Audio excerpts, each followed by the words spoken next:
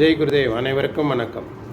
இன்றைக்கி குருவின் ஞானத்தில் யார் ட்ரூ குரு, உண்மையான குரு யார் அப்படிங்கிறத பார்க்கலாம். உண்மையான குரு யார் அப்படின்னு பார்க்குறதுக்கு முன்னாடி, யார் உண்மையற்ற குரு, பொய்யான குரு அப்படின்னு சொன்னோன்னா,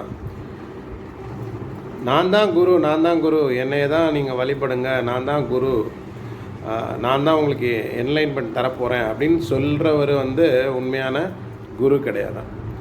அது மட்டும் இல்லாமல் அவர் என்ன செய்வாராம், மற்றவங்களை கண்ட்ரோல் பண்ணுறவராக இருப்பாராம்.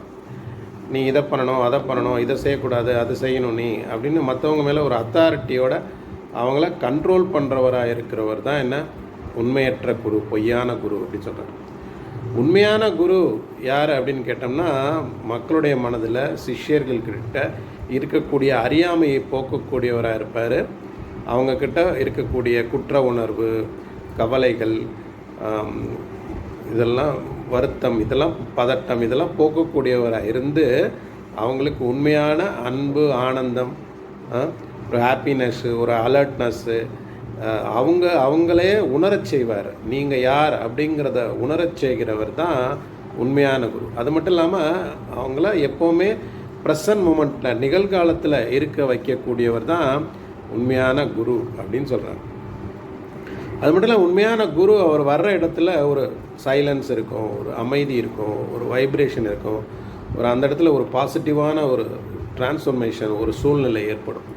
ஸோ அப்படி இருக்கக்கூடிய பட்சத்தில் அந்த ஒரு சிஷ்யர் என்ன பண்ணுவாராம், அவங்களுக்கு இவரோட வார்த்தைகள் மூலமாக எனக்கு ஒரு மாற்றம் கிடச்சிருக்கு, இவருடைய செயல்கள் மூலமாக எனக்கு ஒரு அமைதி கிடச்சிருக்கு, ஒரு சைலன்ஸ் கிடச்சிருக்கு அப்படிங்கிறத அவர் உணரும்போது, இந்த உணர்தல் அப்படிங்கிறது என்ன வெரி வெரி பர்சனல். எப்படி ஒரு வலியை அவங்க மட்டும்தான் உணர முடியும், மற்றவங்களுக்கு அதை காமிக்க முடியாது. அதுபோல் அவங்க என்லைட்மெண்ட் ஆகிட்டாங்க, அவங்க ஒரு அமைதி ஆகிட்டாங்க, அவங்களுக்குள்ள ஒரு மாற்றம் ஏற்பட்டிருக்கு அப்படிங்கிறத அவங்க உணர்ந்து, ஓகே நான் இவரோட வார்த்தைகளை கேட்டதுனால, இவரோட செயல்கள் மூலமாக நான் நடைமுறைப்படுத்துறதுனால எனக்குள்ள ஒரு மாற்றம் கிடச்சிருக்கு, இனிமே இவர் தான் என்னுடைய குரு அப்படின்னு அவர்கிட்ட முழு சரணாகதி அடையும் போது மட்டும், யார் சரணாகதி அடைஞ்சு அவர்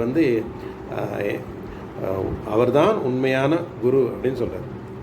குருஜி என்ன சொல்கிறாங்கன்னா, நீங்கள் குருவை பற்றி தேட வேண்டிய அவசியம் இல்லை. யார் உங்களுக்கு என்லைட்மெண்ட் கொடுக்குறாங்க, யார் உங்கள்கிட்ட ஒரு மாற்றத்தை ஏற்படுத்துகிறாங்களோ அவங்கக்கிட்ட நீங்கள் ஒரு நன்றி உணர்வோடு இருங்க, அது போதும் அப்படின்னு சொல்கிறாங்க. ஸோ அது மட்டும் இல்லாமல் உண்மையான குரு என்ன பண்ணுவாராம், அவர் என்ன வேல்யூஸ் சொல்கிறாரோ அது மாதிரி நடக்கக்கூடியவராக இருப்பாராம்.